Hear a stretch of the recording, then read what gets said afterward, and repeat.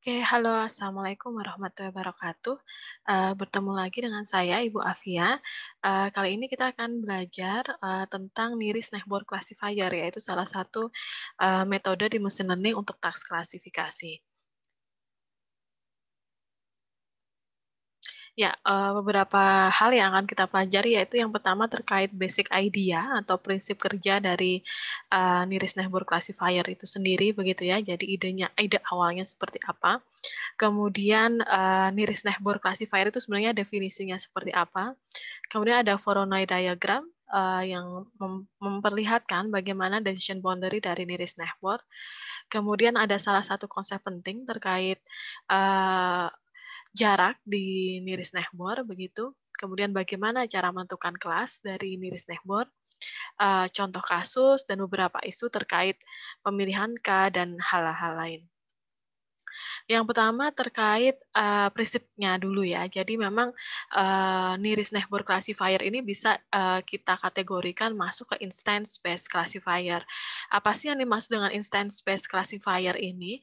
Jadi memang contohnya ilustrasinya seperti ini. Jadi kalau misalnya kita memiliki training data yang sebenarnya adalah kasus ya, ini kita simpan begitu, di mana data kita, training data ini kita memiliki N atribut, yaitu dari atribut 1 hingga atribut ke N. Kemudian juga dilengkapi dengan labelnya atau kelasnya. Nah, di sini ada unseen case ya, atau kasus yang tidak terlihat begitu, atau sebenarnya kasus data testing atau testing data kasus baru begitu. Nah, ini kita mau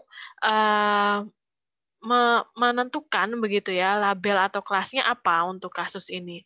Nah, ini berdasarkan dari stored case yang sudah ada atau training data yang sudah ada. Jadi cara kerjanya adalah dari testing data ini kita cari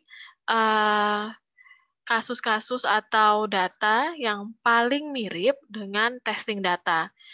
Jadi misalnya di sini kita ambil 3 yang paling mirip begitu.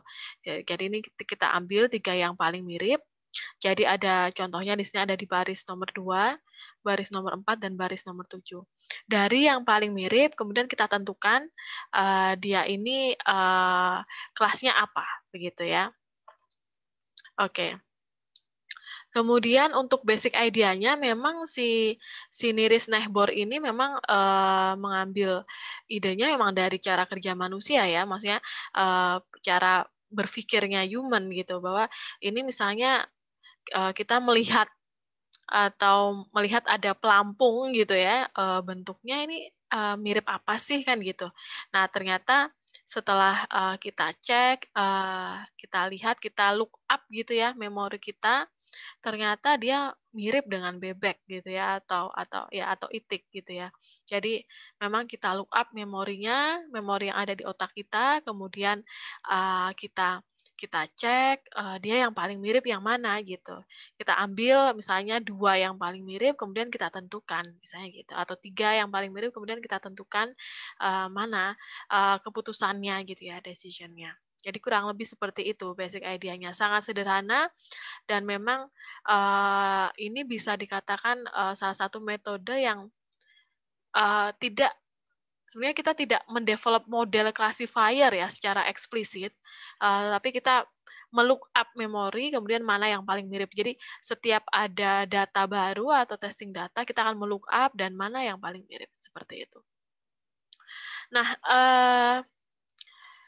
kadang Niris-Nehbor ini sering disebut juga dengan lazy learner ya. Kenapa? Karena ya tadi ya, tidak mendevelop model secara eksplisit. Jadi kita melook up memori gitu ya, melook up memori atau mengecek training data.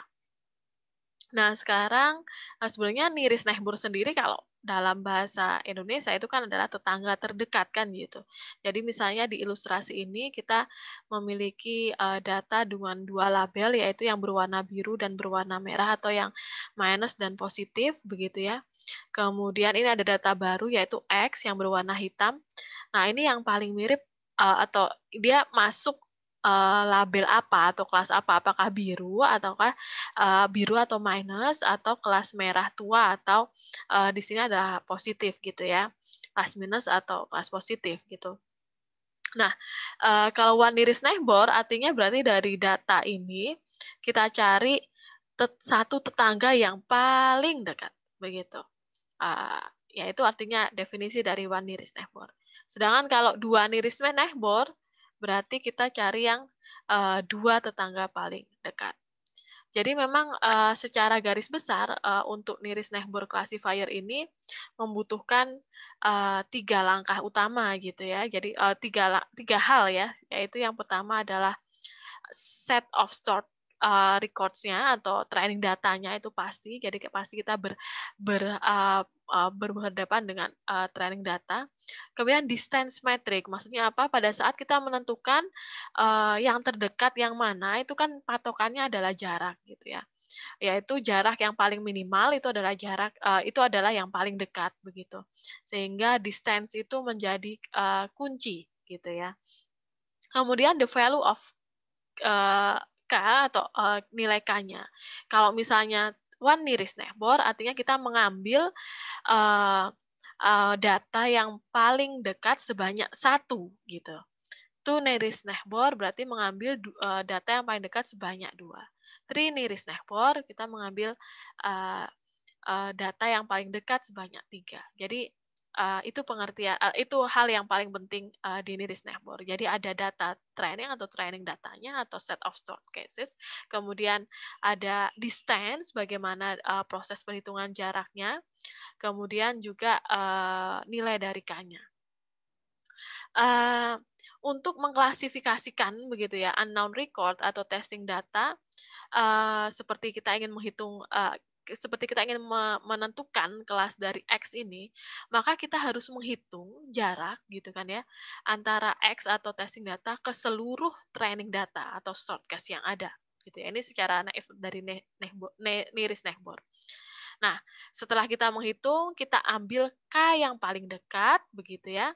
Kemudian misalnya kita ambil 3 yang paling dekat, kemudian kita lakukan voting, kira-kira kelas apa, kita lakukan voting kelas apa yang diputuskan untuk melabeli data X ini atau data baru.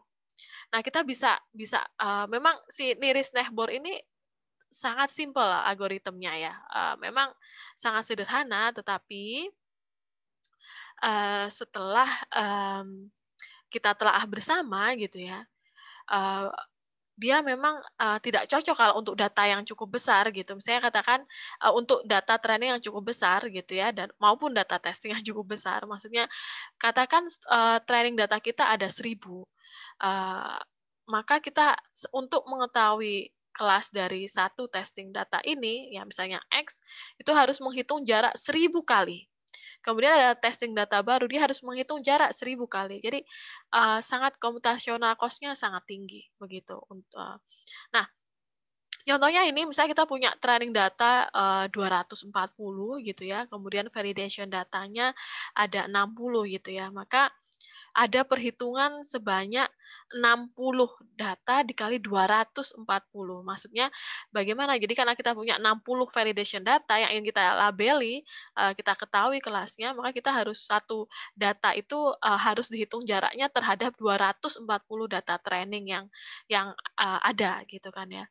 Sehingga totalnya ada 60 sampai 240. Nah, kalau misalnya ini digunakan untuk fitur yang juga cukup dengan fitur cukup banyak, maka proses perhitungan distance-nya pun akan semakin membutuhkan computational cost yang tinggi. Jadi memang nearest neighbor sekilas sangat simpel, sangat sederhana, tapi akan membuat problem lagi gitu ya, kekurangan jelas drawback-nya untuk data dengan jumlah yang banyak dan fitur yang banyak begitu. Jadi memang mungkin untuk data yang sedikit, yang sederhana, nearest neighbor bisa menjadi salah satu alternatif. Tetapi untuk data yang cukup banyak, kompleks, itu lebih baik menggunakan metode yang lain seperti neural network gitu ya, atau support vektor mesin dan yang lain ya, untuk jumlah fitur yang banyak. Misalnya kita bisa menggunakan kernel yang ada di SVM. Ya, nanti Anda bisa juga belajar terkait support vektor mesin di video selanjutnya. Kemudian ini adalah one nearest neighbor. representasinya dalam Voronoi diagram ya. Jadi memang kalau kita lihat ada ya ini decision boundary-nya, ada data yang decision boundary-nya luas, ada yang kecil gitu ya. Karena memang eee, tadi itu ya, maksudnya, mmm, dia menghitung jarak sehingga ya kalau misalnya kita one nearest neighbor begitu ya, itu kita bisa terlihat bahwa ini ada yang besar, ada yang kecil ya. Jadi memang boundary decision-nya wujudnya seperti ini. Nah, kemudian kita masuk di konsep jarak. Apa sih itu, jarak gitu ya, kita tahu bahwa perhitungan, jarak antara, satu titik dengan titik yang lain, satu data dengan data yang lain sangat tergantung dari fitur atau atribut, yang digunakan. Memang secara garis besar, ada sebenarnya, distance itu bisa kita propose sendiri ya, karena sangat tergantung dari cases-nya.